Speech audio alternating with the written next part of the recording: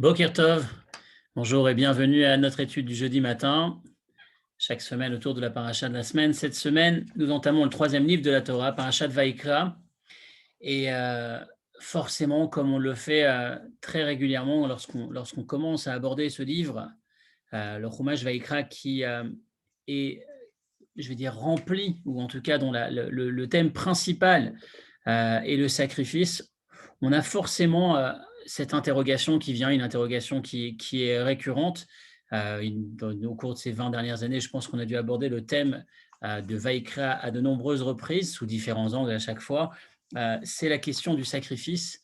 Le sacrifice, sous différentes facettes, en tout cas avec beaucoup de difficultés à comprendre quel est le concept, qu'est-ce que Dieu attend, comment fonctionne, quel est le mécanisme du Korban, le thème principal du livre Vaïkra, de la paracha de Vaïkra, en sachant que c'est un livre avec quasiment aucune histoire, partie de l'histoire juive, mais on a 40% de l'ensemble des commandements qui se retrouvent exclusivement dans ce livre, donc on est dans un livre particulièrement riche, mais en même temps, donc ça correspond à 247 commandements exclusivement dans Chumash Vaïkra, sur le troisième livre de la Torah, mais malgré tout, le thème du sacrifice, le thème dominant du livre, nous laisse avec cette interrogation sous différents angles. On a du mal à comprendre la notion de sacrifice, sacrifice tout court, sacrifice d'animal, le mécanisme, le processus du sacrifice. On va essayer d'aborder la question en 3 points, comme on essaie de faire à chaque fois, développer la question, puis ensuite répondre avec deux niveaux de réponse. Voilà le plan du cours, en sachant que le thème principal derrière le sacrifice, en ce qui nous concerne, on en parlera au niveau de la réponse avant la dernière partie du cours, pour essayer de voir combien est-ce que ce thème, combien est-ce que ce cours est central, combien est-ce qu'il est dans un sens révolutionnaire, un peu comme la semaine dernière, on a travaillé sur le Shabbat, je pense, en tout cas on a essayé de le faire dans une dimension différente et qui nous pousse à nous dépasser, enfin, on essaie de trouver les clés ou les règles extraordinaires que la Torah nous propose pour avoir une qualité de vie, une vie complètement différente. Et ben derrière ce concept difficile à comprendre, dépassé, qui n'existe plus aujourd'hui, en tout cas le sacrifice dans son format original n'existe plus, mais on va voir qu'il y a derrière un message, une dimension tout à fait concrète, un véritable booster que je souhaite partager avec vous aujourd'hui. Donc restez avec nous jusqu'à la fin, puisque c'est sur la seconde partie où on abordera véritablement l'impact de ce cours et la centralité du sujet. Première interrogation, je pense que tout le monde a dû se la poser, tout le monde se la pose à chaque fois qu'on aborde le mot korban, korban qui signifie sacrifice. Attention à ne pas comprendre, ne pas confondre, pardon, avec le mot korban dans sa définition actuelle moderne qui est plutôt victime. Korban, en hébreu ici, c'est la racine les karev, qui veut dire se rapprocher. Donc korban, c'est l'élément qui permet de se rapprocher. Pardon. Donc la Torah nous donne le mode d'emploi de tous ces sacrifices dans ce troisième livre. La première interrogation qui se présente à nous, c'est comment, pourquoi, quel rapport entre l'animal qui va être sacrifié et la personne qui offre ce sacrifice. Pourquoi le sacrifice? Pourquoi l'animal doit prendre, doit pâtir, doit disparaître, doit mourir?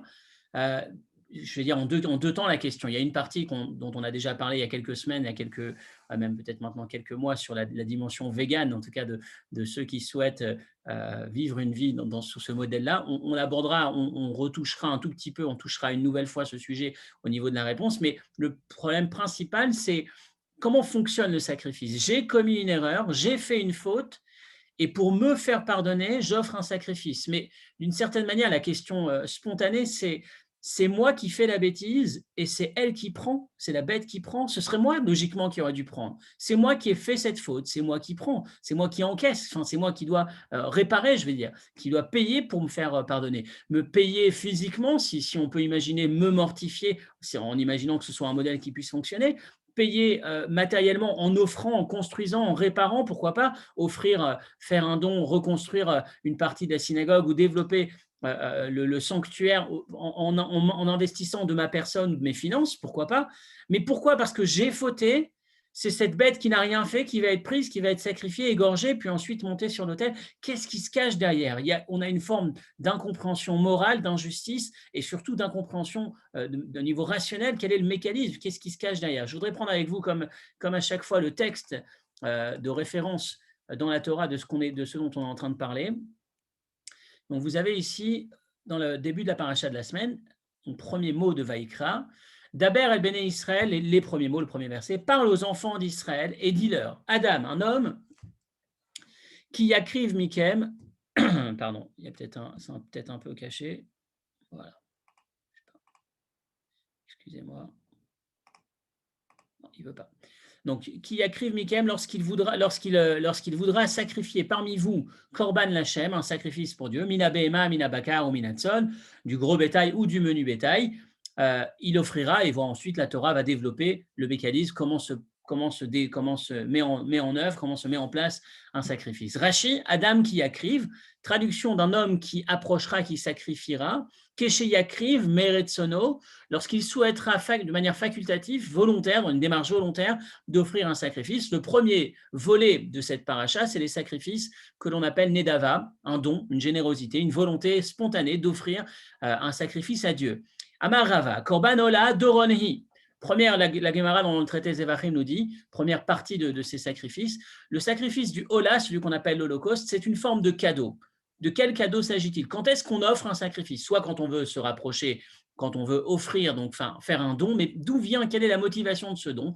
Entre autres, Imlo Asad Chouva. Alors, il pose la question, Rava dans la Gemara s'interroge, s'il a fait une faute, il y a besoin de faire teshuva. S'il a fait teshuva, il n'y a pas besoin de sacrifice. De quoi s'agit-il? Et donc, il explique, s'il n'a pas fait teshuva, son sacrifice ne peut pas réparer la faute. Et s'il a fait teshuva, alors, dans le sens où la teshuva a eu lieu, à quoi bon ce sacrifice? Réponse, donc toujours dans le Talmud, et la Doronhu, c'est un cadeau. Ce n'est pas une obligation, c'est facultatif, c'est une forme de générosité, de cadeau. Donc, Rashi explique, le sacrifice n'est pas là pour réparer le manquement à mon devoir. Et là, une fois que j'ai déjà fait teshuva et donc j'ai déjà obtenu le pardon sur la faute, le manquement à mes obligations, puisqu'on parle ici d'un commandement positif,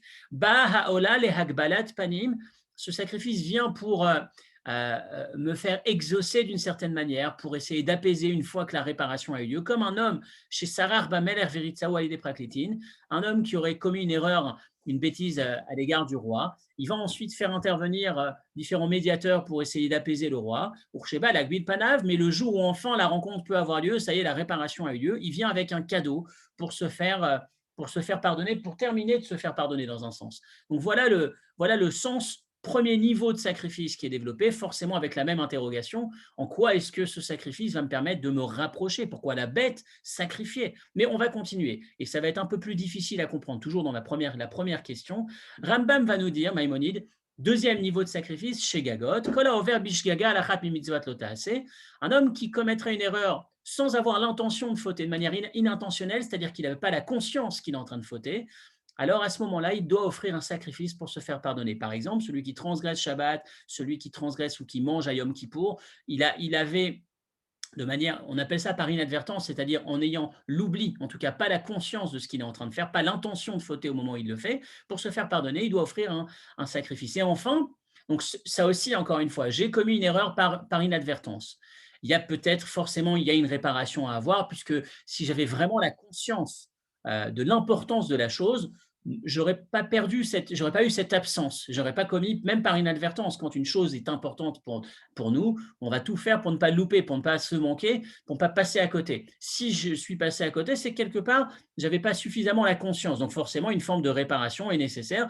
Je ne comprends toujours pas pourquoi, mais en tout cas, c'est le sacrifice qui a été choisi. Mais le troisième cas de figure, et là, il est beaucoup plus difficile pour nous à comprendre, Al-Khamesh Averot, troisième référence, enfin, toujours dans le même texte, troisième paragraphe, chez Gagot tête, Al-Khamesh Averot, Mevi Korban Hacham. Il y a un sacrifice qui s'appelle le Hacham. Entre autres, on va s'arrêter sur le Hacham Gezelot. Hacham Gezelot, de quoi est-ce qu'il s'agit? Il s'agit d'une personne qui a volé d'une certaine manière. L'exemple classique, c'est mon voisin qui vient me voir, qui me dépose un objet de valeur en dépôt. Il me demande de le garder afin que je puisse le restituer un peu plus tard. Et au moment où il revient, je lui dis simplement « Non, non, je ne te connais pas, tu ne m'as jamais rien donné, je ne te dois rien. » Imaginez que c'était des bijoux de valeur, un objet qui a énormément d'importance. Et puis, il n'y a pas de caméra, il n'y a pas d'enregistrement, il n'y a pas de trace, il n'y a pas eu d'écrit, il n'y a pas de témoin. Ça s'est passé entre nous. Il avait une entière confiance en moi, ou j'avais une entière confiance. Et finalement, lorsqu'il revient, je lui dis simplement « Je ne te connais pas, tu ne m'as jamais rien déposé, tu dois halluciner. » Et à ce moment-là, je vais jusqu'au tribunal, parce qu'il me convoque au tribunal, au Beddin, et je jure qu'effectivement, je me convainc de la réalité du déni dans lequel je suis, et je me dis, enfin, peu importe, l'appât du gain, peu importe, et je dis, non, non, je jure que je n'ai pas, je ne te connais pas, je n'ai pas ces objets chez toi, en tout cas chez moi. Tes objets ne sont pas chez moi. Et puis ensuite, je suis pris par un élan de teshuva, je prends conscience de la gravité de ce que j'ai fait, et je veux faire teshuva, donc je vais restituer l'objet, mais j'ai quand même volé, il y a eu ce vol qui a eu lieu pendant un temps, et donc je dois offrir un sacrifice. Et là, la question est d'autant plus difficile. Comment est-ce qu'on peut imaginer que j'ai volé de manière délibérée, volontaire, intentionnelle cette fois-ci, et la réparation, c'est cette pauvre bête qui n'a rien fait et qui va être offerte au temple, à qui on va retirer la vie, qu'on va brûler sur l'autel, sur le misbéach. Où est la logique, où est la morale, qu'est-ce qui se cache derrière? Donc j'ai poussé toujours ma première question sur que ce soit la racine. Alors je vais prendre une dernière citation toujours dans le sacrifice. La racine classique du korban qui veut dire se rapprocher. Le Rikanati dans son commentaire dit qui a korban mekarev akochot ou ma'ardam zulazo vakel nikra korban.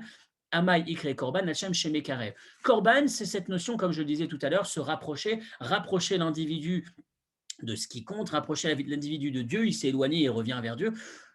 Je ne comprends pas comment est-ce qu'un sacrifice va me permettre de me rapprocher de Dieu, ça c'est le premier élément, mais dans cette question, c'est d'autant plus difficile à comprendre cette notion de je fais une bêtise et c'est lui qui paye. Imaginez que c'était mon copain qui prenait des coups parce que j'ai fait la bêtise, c'est exactement la même chose. On prend cette bête, on la bat, on la tue parce que j'ai fait une bêtise, mais où est la logique dedans?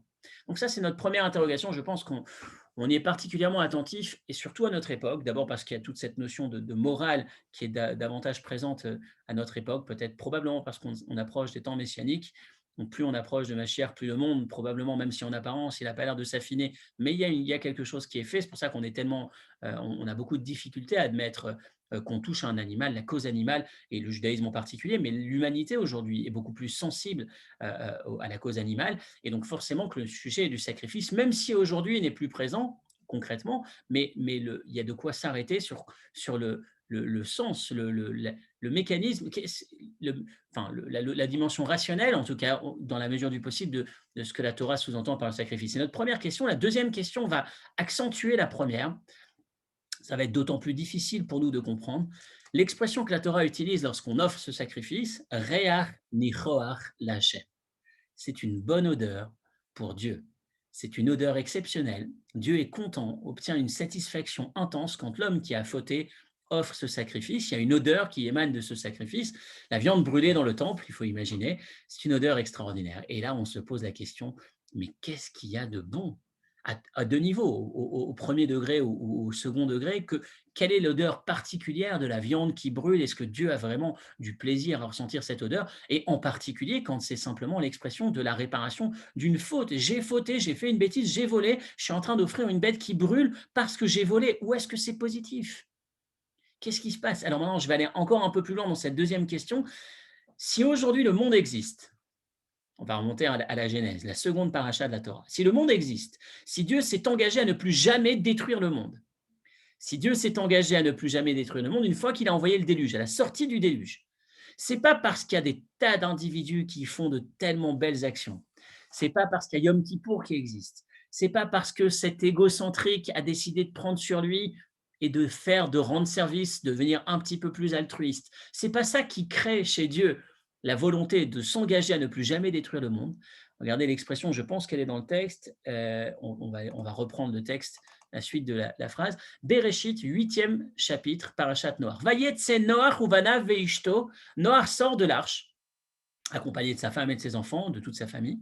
Vaïven Noach misbeach lachem. Et Noé va construire un autel sur lequel il va offrir des sacrifices. Vayarach Hashem et reach hanichoach. Dieu a senti à respirer la bonne odeur extraordinaire. Vayomer Hashem el libo, Dieu s'est dit, lo osef le kalel od et adama, je ne maudirai plus jamais le monde, la terre à cause de l'homme.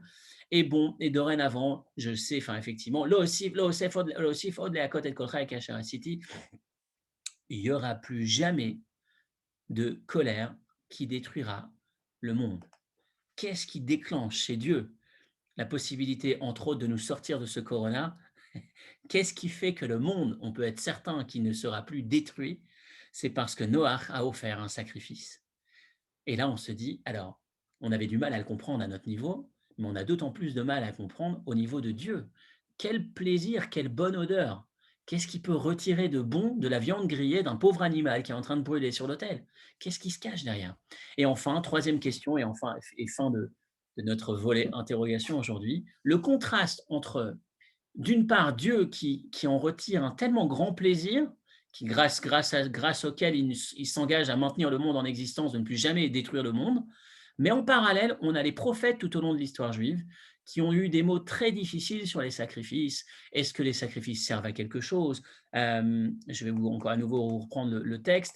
Moreh Nevuchim, le Maïmonide qui prend ce texte qui cite les prophètes. Arbe besifrei hanevim, Irba besifrei dans dans les livres des prophètes, Mochichim bnei Adam, qui font la morale aux êtres humains. Al Rov Ishtadlutam, la vie à Korbanot, dans leur manière de s'efforcer d'offrir des sacrifices. Et il leur dit dans leurs différentes prophéties, les prophètes vont s'exprimer en disant Dieu n'a pas besoin de vos sacrifices. Shmuel va dire, le prophète Samuel va dire Echafet la Hashem beolot uzvachim, est-ce que tu crois que Dieu a besoin de sacrifices? Ishaya ou Isaïe va dire L'amali rov zifrechem yomar Hashem. Dieu va dire qu'est-ce que j'ai besoin de vos sacrifices. Yirmiyahu ou le prophète Jérémie qui dit Bartiet avotechem. J'ai jamais demandé de faire des sacrifices, arrêtez avec vos sacrifices.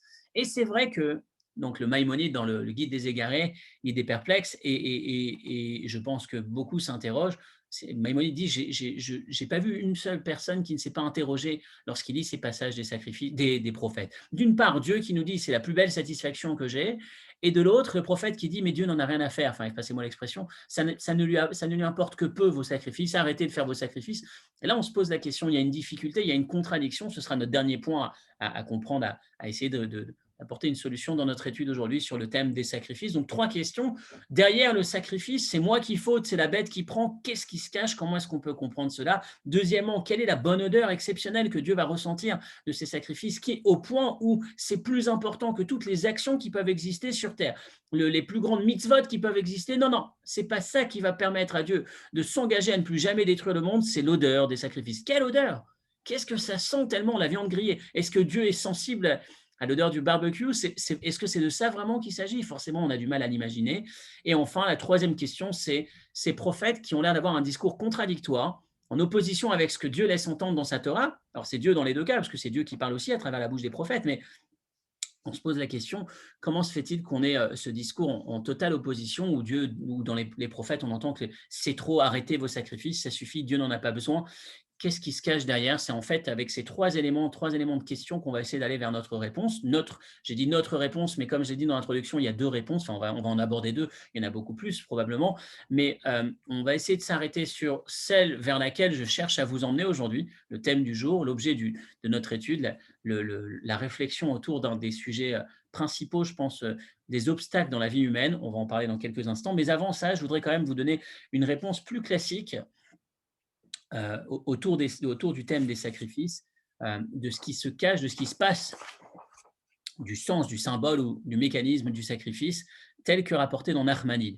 Alors, j'ai promis tout à l'heure dans les questions, j'ai touché rapidement un cours qu'on a abordé il y a quelques mois sur le respect de l'animal de manière générale et comment est-ce qu'on peut se permettre de toucher à un animal, en particulier en tant que juif. Alors, je ne vais pas refaire le cours, mais je vous invite à revoir. Il y a quelques mois, on en avait parlé, je ne me souviens plus de la date, mais en tout cas, c'est un sujet qu'on a déjà développé longuement, mais juste reprendre cette idée sur le fait que indépendamment du sacrifice, on a deux problèmes. On a la bête, la viande à qui on retire la vie, et on a le sacrifice qui est à partir de cet animal. Et tout ce dont on vient de parler, c'est surtout la notion du sacrifice à partir de l'animal. Maintenant, concernant la question de l'animal à qui on retire la vie, que ce soit pour la consommer, pour consommer la viande, ou que ce soit pour en faire un sacrifice, on a cette citation que je voudrais reprendre dans le texte, dont on a donc, comme je le disais, dont on a parlé il y a quelques temps, qui est une belle phrase, en tout cas une belle analyse pour celui qui voudrait se dire que c'est pas normal de consommer ou de toucher un animal. C'est vrai qu'il y a une dimension morale qui nous touche, et la Torah est très attentive à la cause animale, à ne pas faire souffrir un animal, même si parfois c'est pas forcément respecté de nos jours, mais en tout cas ce que la Torah souhaite, c'est cela. Mais en parallèle, le fait de consommer un animal, je voudrais vous citer le passage du Kli Yakar, référence numéro 2. C'est un passage, encore une fois, qu'on a développé plus longuement. Kol nivra nizon imash et tartav. Il se trouve que même si j'ai un problème avec, en tant qu'être humain, de consommer l'animal, mais force est de constater que la morale ne peut pas être édictée exclusivement par l'être humain, faisant partie du système de la création. Une morale qui ne repose que sur l'être humain, c'est une morale particulièrement fragile et malheureusement, on en a fait les frais il y a pas très longtemps, lorsque le peuple le plus sophistiqué, le plus intelligent, enfin, en tout cas le plus cultivé, qui faisait partie des, c'était pas un peuple dépassé, c'était un peuple à la page, si on peut dire, le peuple allemand, en tout cas pas forcément le peuple, mais en tout cas tous ceux qui faisaient partie des meneurs qui ont été impliqués dans la Shoah ou dans la Seconde Guerre mondiale, dans la partie qui a touché au nazisme, on s'aperçoit que c'était une forme d'individu qui avait officiellement, en tout cas, une forme de démarche, enfin, d'intelligence, ou en tout cas de morale, mais une morale limitée. Une morale, si la morale ne repose que sur mon intellect, moi, être humain, faire forcément qu'elle n'est pas stable. Et on peut arriver, c'est malheureusement arrivé, qu'on se dise que tel individu mérite de vivre, l'autre non. Ce qui est dramatique forcément. Ce que je veux dire par là, c'est que la véritable morale ne peut tenir qu'à partir du moment où elle repose sur un élément qui nous dépasse. On se penche sur Dieu, sur le modèle de la création, ce qui nous est écrit dans la Torah, et on regarde la nature. Et on s'aperçoit que dans la nature, dans le monde, effectivement, l'homme consomme de l'animal, mais l'animal aussi consomme du végétal pour pouvoir exister. Le végétal aussi consomme du minéral pour pouvoir exister. Et donc, le Kli Yakar va nous dire, chaque élément de la création se nourrit de ce qui est inférieur à lui dans les modèles d'évolution, si on peut dire, de la création, du minéral au végétal, du végétal à l'animal, de l'animal à l'être humain. Atsomer Achnizon Minadomem, le végétal va utiliser l'énergie du minéral. Et finalement, on pourrait se dire, même si effectivement j'ai du mal à imaginer qui je suis pour retirer la vie d'un animal, pour consommer l'animal, mais finalement, l'animal fait la même chose d'une certaine manière avec le végétal fait la même chose avec le minéral. Et enfin, ce que cela m'envoie comme message, comme information, c'est que le système que Dieu a créé, le système du monde, est fait, en tout cas est prévu pour fonctionner de cette manière, et il y a un sens derrière, c'est que chaque fois que le végétal utilise le minéral pour exister, il élève le végétal, pardon, il élève un peu de minéral au niveau du végétal. D'un coup, il y a une partie du minéral qui devient végétal, et ainsi de suite, le végétal qui va être consommé, qui va permettre à l'animal d'exister, il y a une partie du végétal qui s'élève dans un sens, et qui devient animal, et lorsque l'être humain consomme l'animal, pour pouvoir exister, il y a une partie de l'animal qui devient d'une certaine manière élevée, qui s'élève en devenant humain, et forcément la finalité, c'est que l'être humain s'élève pour en faire quelque chose, pour se rapprocher de Dieu, pour servir Dieu avec toute la création quelque part. C'était un cours donc il y a quelque temps. Je reprends cette idée juste pour se souvenir que dans la question, dont le sujet d'aujourd'hui, c'est le sacrifice, c'est pas forcément le fait d'élever l'animal. C'est-à-dire que dans le sacrifice, prendre un animal et l'élever, enfin, lui retirer la vie pour lui permettre de s'élever, si on peut dire, ça peut nous être difficile, mais on peut comprendre qu'il y a un sens. Ce qui est plus difficile, c'est quel rapport entre ça? Pourquoi est-ce que j'utilise ça? Pour pouvoir servir Dieu, pour pouvoir me rapprocher de Dieu. Pourquoi un corban? Pourquoi un sacrifice? C'est moi qui faute, c'est la bête à qui on retire la vie. Pourquoi? Donc la question d'aujourd'hui est indépendante de la question de la consommation le fait qu'un être humain consomme de la viande. C'est l'étape d'après, c'est la partie du sacrifice. Pourquoi est-ce que c'est ça qui constitue un élément de rapprochement avec Dieu? Comment est-ce qu'en posant une bête sur un autel, je me rapproche de Dieu? Quel rapport? Et donc là, on va sur notre première question, notre première approche, pardon, celle de Nachmanide, avant d'aller vers l'objet du cours, enfin la réflexion d'aujourd'hui. Nachmanide va nous dire que le mot clé, si on peut dire, de l'approche de Nachmanide, c'est le miroir. Lorsqu'un être humain a fauté, qu'est-ce qui s'est passé finalement? Il s'est laissé emporter par un mode de vie impulsif, ou alors simplement par ses pulsions. L'animal, le propre de l'animal, c'est presque un être humain. Il est très proche de l'être humain, on le sait, à différents niveaux. Pour certains même, il pourrait peut-être même être la source, forcément pas l'approche de la Torah, mais en tout cas, très proche de l'être humain. Il y a un élément qui est marquant, qui est flagrant chez l'animal, c'est qu'il ne vit qu'en fonction de ses, je l'appelle de manière générale égocentrique, c'est pas exactement le mot, c'est en fonction de ses pulsions, c'est ce qui lui vient le fait. Il n'y a pas forcément de réflexion, de démarche supplémentaire. L'être humain qui faute, c'est un peu celui qui a habituellement, dans les exemples qu'on a pu citer, c'est cet égarement, le fait de s'éloigner un peu de sa trajectoire, de ses objectifs, c'est se laisser un peu emporter par une pulsion. J'ai eu envie et puis j'ai succombé. Je me suis laissé aller. J'étais un peu animal dans mon action. Pas animal dans le sens négatif, un animal n'est pas négatif, mais l'animal n'a pas de démarche supplémentaire de sens ou d'autodiscipline, si on peut dire, mais il est plutôt dans un schéma, je vais dire, plutôt simplé, qui est un schéma impulsif. Je ressens, j'ai envie, j'ai besoin, je vais, je fais. Point. Et l'être humain, parfois, donc, lorsqu'il faute, habituellement, ce qui se produit chez l'être humain, c'est qu'il devient un peu animal à ce moment-là. Et lorsque l'être humain va offrir ce sacrifice, nous dit Nachmanide, il y a toute une démarche de miroir, de report d'une certaine manière sur l'animal, mais c'est surtout le travail sur soi qui va s'effectuer en voyant ce qui se produit avec l'animal. C'est un peu la réflexion que l'être humain se fait. Tiens, regarde où j'ai été, regarde ce que j'ai fait, regarde où ça m'a emmené. Il y a une prise de conscience et une forme de réparation qui s'exprime au travers de cela. Je voudrais reprendre avec vous le texte de Nachmanide, développer un tout petit peu pour ensuite aller un peu plus loin dans notre réflexion. Nachmanide va nous dire, référence numéro 3, Ba'avour shema'aseh ben adam nigmarim b'machashava b'dibur b'maaseh. Habituellement, la faute, mais en général n'importe quelle action de l'individu, se distingue au niveau du comportement en trois pôles, la pensée, la parole et l'action. Et donc, je vais soit faire une erreur dans la pensée, soit dans la parole, soit dans l'action, soit dans les trois, l'un qui emmène à l'autre. Je commence à penser, puis ensuite je parle, puis ensuite je fais. Et donc, lorsqu'il s'agit de réparation, Tsiva Hachem, Dieu va nous donner le commandement, lorsqu'on parle de sacrifice, Kikacha Yerta, que lorsqu'un individu faute, Yavi Korban, il offre un sacrifice. Qu'est-ce qui se passe? Dans un premier temps, Yismor Yadav Alav Kenegadamas, et il va poser ses mains dans le rituel du sacrifice. Le propriétaire qui offrait la bête devait poser ses mains sur l'animal.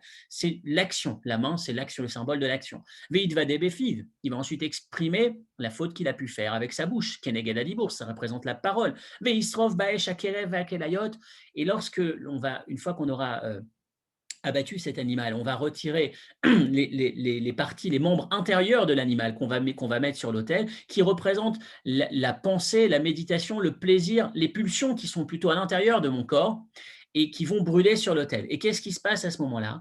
Il y a aussi les parties bases de l'animal qui correspondent aux bras et aux mains de l'individu qui ont mis en œuvre les mauvaises actions.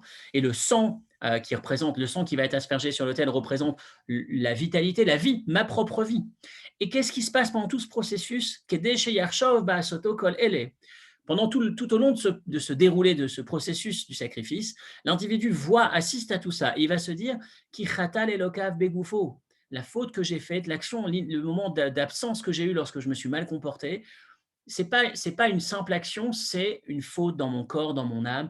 Et ce que cet animal est en train de vivre, j'aurais probablement eu à le vivre, logiquement, normalement, si ce n'était qu'il y avait cette possibilité de se faire pardonner. Et dans le Sefer HaChinuch, l'expression en résumé, Mitor kol ha'maaseh hagadol, après la réalisation de ce sacrifice et de tout le protocole qui va autour, Ikava benafsho roa achet, l'individu va imprimer dans son esprit la gravité, le négatif de la faute, le mal de la faute, veimana mimenu pa'am acheret, et la prochaine fois, il arrivera à s'empêcher de tomber. C'est-à-dire que ce n'est pas une action, j'offre la bête et je me débarrasse. C'est que pendant tout le long de ce processus, il y a une forme de réparation, de travail psychologique qui se met en œuvre, où je prends conscience de ce qui s'est passé lorsque j'ai fauté. J'étais un peu comme un animal sans pouvoir me contrôler au moment de la faute. Et ce que l'animal est en train de traverser, j'aurais dû le traverser. Je prends conscience que pour ceux qui ont eu l'occasion de faire les caparottes à la veille de Kippour avec un coq ou une poule, quand on assiste à la shrita, quand on assiste au moment où le shochet va, enfin avant même, lorsqu'on on prend la bête, on la fait tourner autour de sa tête et on dit Zé kaparati, Zé khalifati, Zé temurati, on prend conscience à la veille de Kippour, avant d'entrer dans ce grand jour de Yom Kippour, que j'aurais probablement, avec les actions que j'ai faites dans l'année, j'aurais pas forcément eu l'occasion, enfin, si ce soir Dieu doit juger si je reste ou si je reste pas sur terre, il y a des chances que, avec les fautes qui ont été réalisées, peut-être que le jugement aurait dû être du mauvais côté. Et c'est cette bête, si c'était le cas, c'est cette bête qui va le prendre à ma place. Ce texte-là nous permet d'entrer dans un état d'esprit, dans Yom Kippour, dans un état d'esprit différent.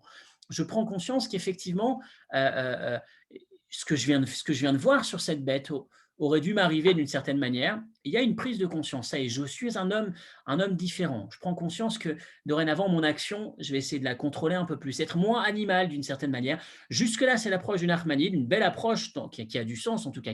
Ce n'est pas la bête que j'offre pour me débarrasser, mais c'est le processus qui accompagne le sacrifice, qui me permet d'imprimer dans mon esprit la gravité de ce que j'ai fait et puis créer un genre de mécanisme qui m'empêchera de retomber à nouveau.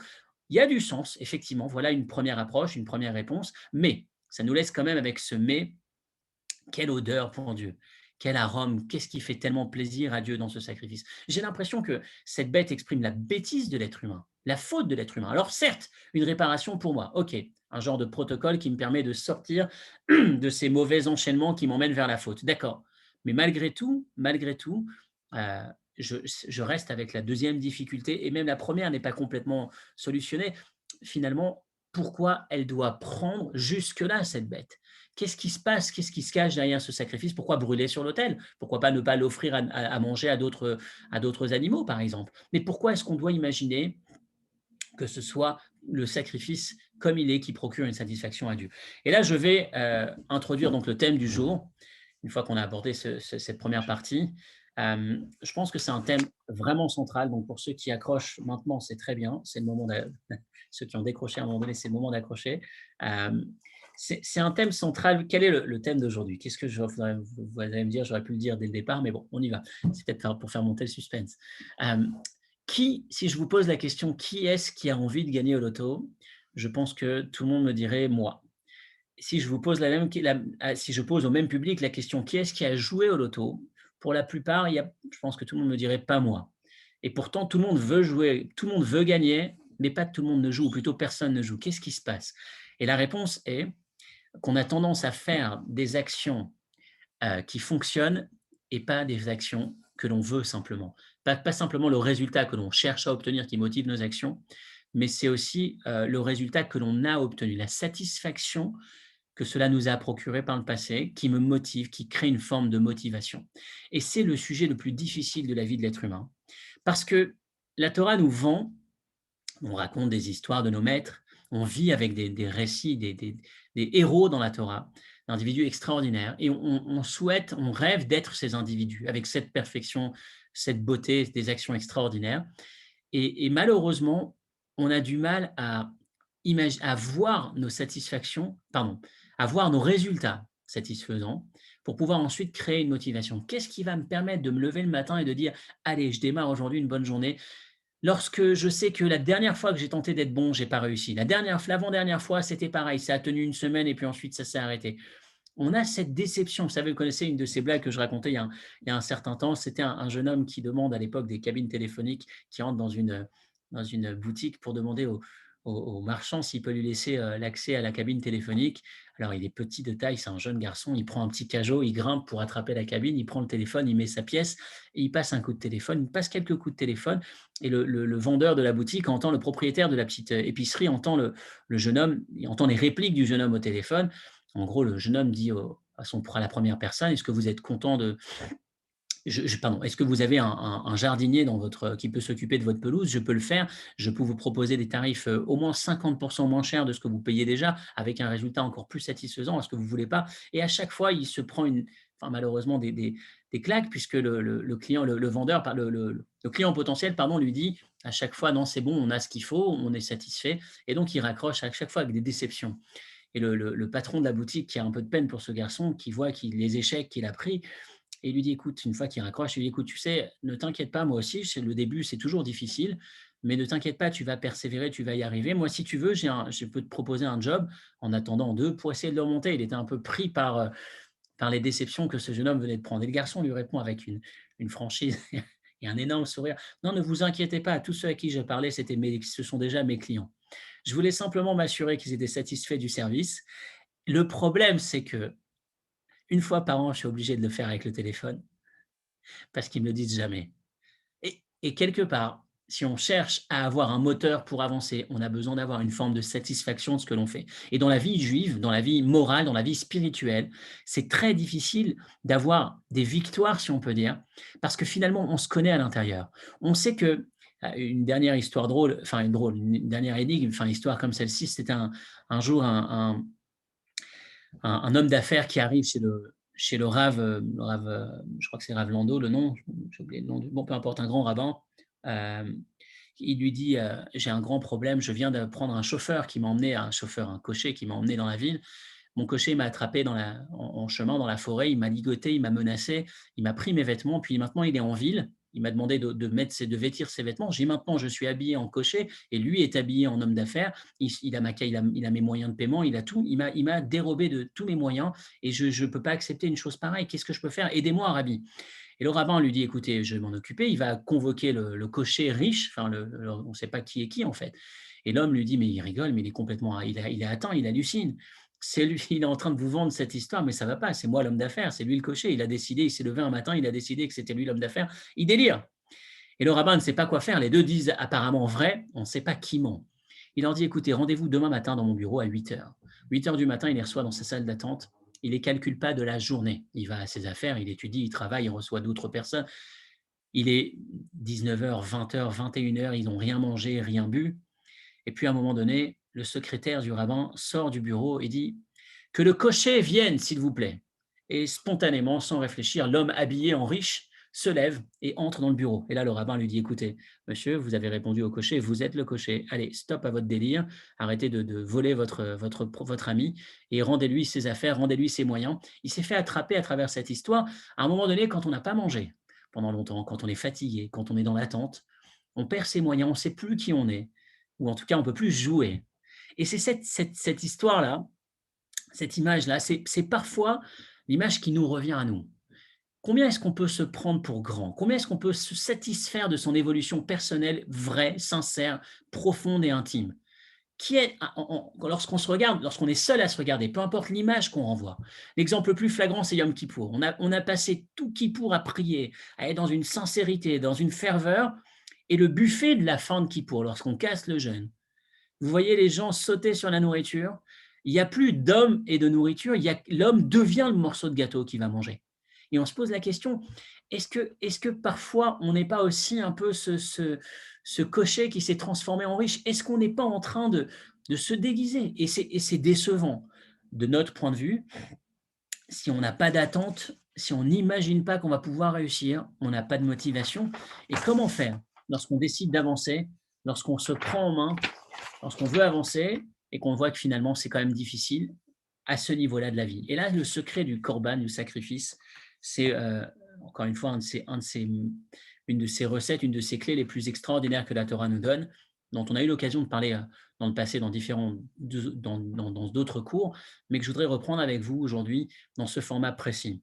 Euh, Pire que la faute, nous disent nos maîtres, on l'a beaucoup développé dans la série de cours de l'inquiétude à la quiétude, pire que la faute, encore plus grave que la faute, c'est l'instant qui suit la faute, la déception que la faute déclenche chez nous. Et on le comprend, après tout ce qu'on vient d'expliquer, toute cette introduction, on comprend qu'effectivement, le fait d'avoir fauté, c'est un instant qu'on peut réparer et qu'on devrait pouvoir dépasser. La faute, c'est le temps d'un instant, on va dire. C'est un instant d'erreur. Après la faute, la déception, la dévalorisation, la tristesse qui accompagne la réalisation négative, la faute, elle m'emmène tellement bas derrière. Elle me permet de me vider de toute motivation, puisque plus de satisfaction, plus que dévalorisation, et ensuite c'est la porte ouverte à toutes les prochaines bêtises que je pourrais faire, puisque je ne me valorise plus, j'ai plus d'expectation, j'aspire plus, je ne crois plus, et donc forcément moins de motivation. Les maîtres vont nous dire que ce qui n'est pas une faute, mais pire que toutes les fautes, c'est la tristesse. Le fait d'être triste, la déception qui accompagne la mauvaise action, ou peu importe, le fait de se dévaloriser. Et encore une fois, de quelle manière est-ce qu'on peut se valoriser? Quand on est sincère, quand on se regarde vraiment, combien de fois on s'est dit, allez, on a appris la semaine dernière, on va se lever le matin, on va d'abord prier, d'abord démarrer sa journée, puis ensuite ouvrir son téléphone. Et puis ensuite, boum, ça a sauté. Parce que même si je décide de le faire, mais qui je suis? J'ai cette petite voix qui vient dans ma tête et qui me dit, mais arrête, mais hier, tu as fait quoi? Avant-hier, tu as fait quoi? On sait qui tu es, tu te connais, arrête de te déguiser. Ne te déguise pas, on te connaît. Et là vient la paracha des sacrifices, le texte qu'on vient de voir, et nous dit, enfin, je pense que c'est une révolution, en tout cas pour beaucoup. Alors dans nos cours, on a déjà abordé cette idée de manière régulière. C'est une idée qui est, je pense, avec laquelle vous êtes familier maintenant. La Torah nous dit, Dieu nous dit, le plaisir lorsque je reçois un sacrifice, cette odeur, sachez que ce qui me procure du plaisir, ce n'est pas les êtres humains que j'ai créés, sous-entendu les anges, les hommes, c'est les hommes animaux, c'est l'animal que j'ai créé en vous. Lorsqu'un être humain vient de fauter et qui se sent comme un animal, et qui décide en tant qu'animal de se rapprocher de Dieu, avec ses failles, avec ses moments de bassesse, et qui décide d'entreprendre une réparation, c'est la plus belle satisfaction que Dieu peut avoir. C'est ça la nouvelle du sacrifice, la bonne nouvelle, le chidouche extraordinaire du sacrifice. Dieu est en train de nous dire, tu viens de fauter, l'instant d'après, ça va être ta dévalorisation, ta déception, je sers à rien, je suis nul, regarde la catastrophe que je viens de faire. Dieu nous dit, stop, arrête-toi là, t'as tort. Tu viens de fauter, c'est extraordinaire en vrai. Tu viens de t'exprimer dans ta dimension animale, mais c'est pour toi que j'ai créé le monde. Pour l'instant d'après où tu vas te relever. Que tu sois tombé, c'est une chose, c'est regrettable, mais c'était normal dans un sens. Ce qui est super important, ce qui va me procurer une satisfaction énorme, le plaisir que je vais obtenir, c'est lorsque tu vas, en tant qu'animal, te rapprocher. En tant qu'animal, oui, une bête, une vraie bête, c'est pas grave. C'est des bêtes, entre guillemets, c'est des êtres humains, mais être humain est égal cette dualité, cette âme divine et cette âme animale. C'est pas l'ange qui me crée de la satisfaction. C'est pas pour eux que j'ai créé le monde. Je crée le monde, l'élément qui me motive dans la création du monde à chaque instant, le plaisir, le sens de la création du monde, c'est pas des anges, c'est de ces animaux, c'est toi, c'est moi, c'est cet homme animal qui vient de s'égarer, qui vient de s'éloigner et qui prend conscience que c'est pas grave, le tout c'est d'arriver à réparer. Dieu, j'aime bien, ça fait partie de ces phrases, de ces dictons, enfin de ces citations que j'ai données ces dernières semaines. C'est le dernier mot de la création du monde. Le 6e jour de la création, Dieu a terminé de créer le monde, dans Bereshit. Le texte dit, je vais vous le donner dans la source, Bereshit, 4e référence. Le 7e jour, Dieu a terminé tout son travail. Il a cessé de travailler, il s'est reposé de tout ce qu'il avait fait le 7e jour. Dieu a béni le 7e jour, il l'a sanctifié car c'est ce jour où il a arrêté de travailler. Il a terminé tout le travail que Dieu a entrepris. Tout est fait au passé, à part le dernier mot de cette phrase. Asher bara Elohim, que Dieu a créé, la asot, pas et il a fait, mais pour faire. Rashi pose la question, ve'asa en ktivkan. Le verset aurait dû dire Asher bara Elohim, ve'asa.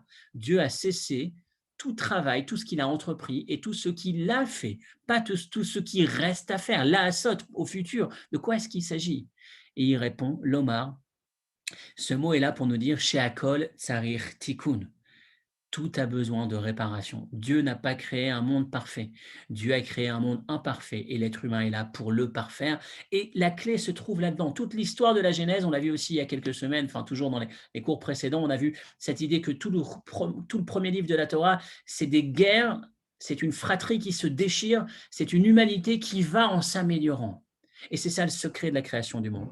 Le monde commence dans le calendrier hébraïque par une nuit et puis ensuite par un jour. On est constamment le projet tel que vu par Dieu, ce qui crée le plaisir, la bonne odeur, la satisfaction que Dieu obtient lorsqu'il crée le monde, c'est lorsqu'un animal, c'est lorsqu'un individu qui spontanément aurait dû se laisser embarquer dans ses pulsions et qui va être d'accord, qui va être capable de se concentrer 1 minute de plus dans sa prière. C'est quand cet animal, cet être humain égocentrique dans un sens, est capable de fermer sa bouche, de s'empêcher de se moquer, de dire du mal d'un autre, ou de s'empêcher de manger un aliment non cachère alors qu'il en a tellement envie. Mais il s'est privé. Cette satisfaction, on aurait pu dire, mais attends, il est nul. Qu'est-ce que ça peut créer chez Dieu? Mais c'est exactement ça le secret de la création. La raison d'être du monde, c'est exactement ça. C'est pas les tzadikim, c'est pas les blonds parfaits qui agissent bien, qui créent la principale satisfaction, la principale motivation pour le Créateur. C'est ceux qui tombent, c'est ceux qui sont tentés par la chute, c'est ces hommes animaux.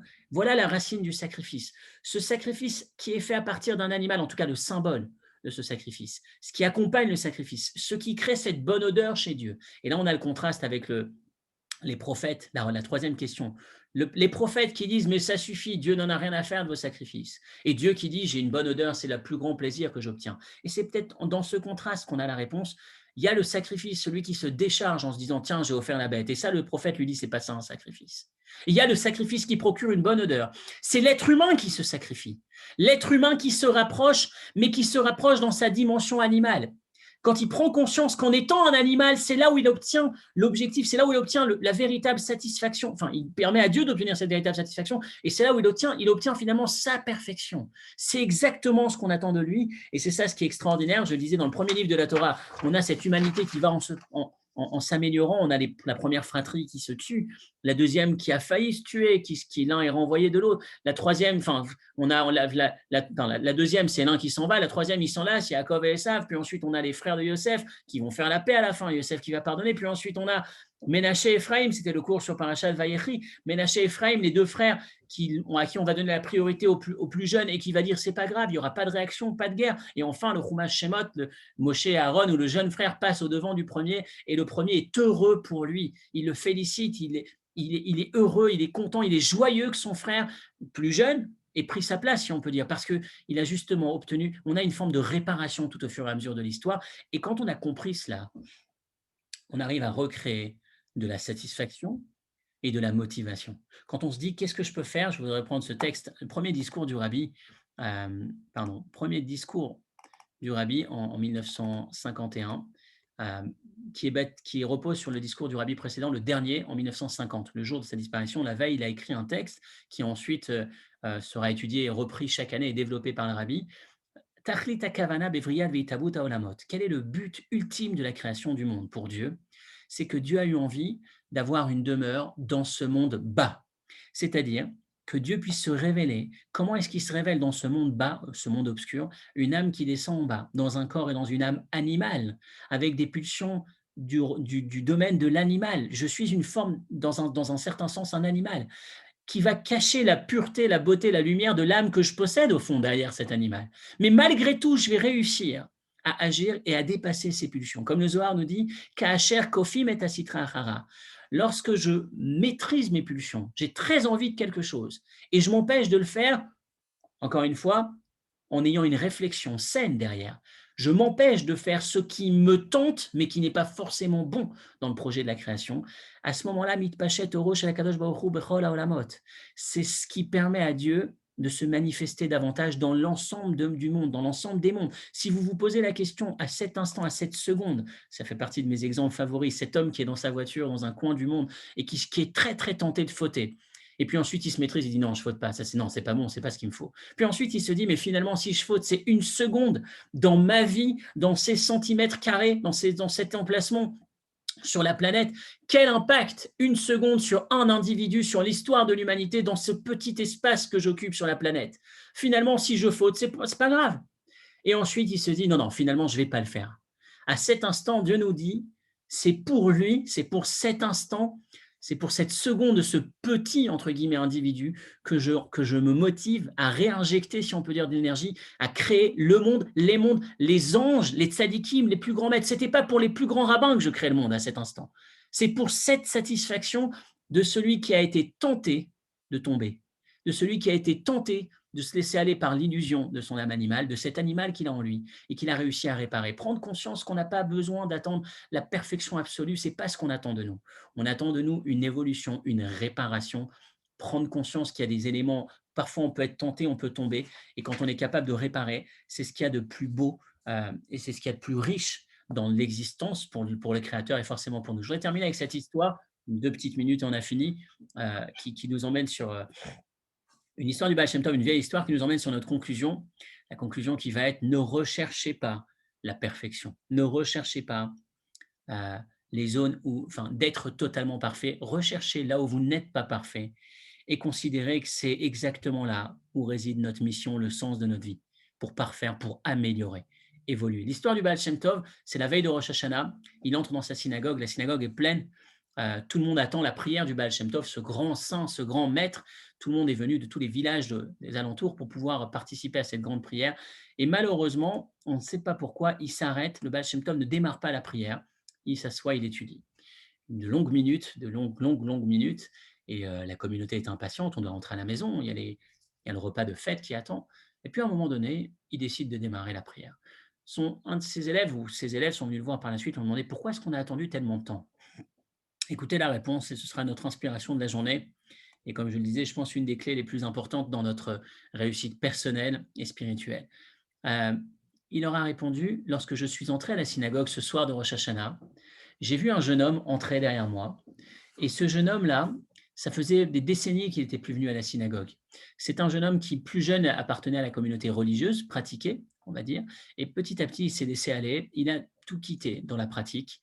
Il s'est tout ce qu'il faisait, il ne le faisait plus. Il s'est engagé dans beaucoup de fautes. Il s'est marié à l'extérieur de la communauté, il a eu des enfants à l'extérieur, etc., etc. Malheureusement, il a dégringolé. Et puis ce matin, il était en ville, il voit des gens qui s'agitent dans les marchés, etc. Il pose la question à un jeune enfant: «Pourquoi? Où est-ce que vous allez?» Et l'enfant lui dit: «Tu sais pas, ce soir, c'est Rosh Hashanah». Et il avait oublié ce que c'était. Il dit: «C'est quoi Rosh Hashanah?» Et le garçon lui dit: «Quoi, tu sais pas, Rosh Hashanah, c'est le jour où Dieu est couronné, nouvelle année où il va régner sur nous, avec les livres devant lui, à qui il va donner quoi, etc., etc.» Et d'un coup, ça le réveille, il prend conscience, il réfléchit, ça le plonge des décennies en arrière et il décide d'aller à la synagogue ce soir-là. Il entre à la synagogue et à ce moment-là, il se tourne vers Dieu. Il dit: «Dieu, je ne sais plus prier. J'ai oublié tout ça. Ça fait maintenant longtemps que je n'ai pas prié. Mais j'ai entendu, j'ai pris conscience qu'il y avait une grande journée aujourd'hui. On m'a réveillé, on m'a rappelé tout à l'heure dans mes déplacements en ville.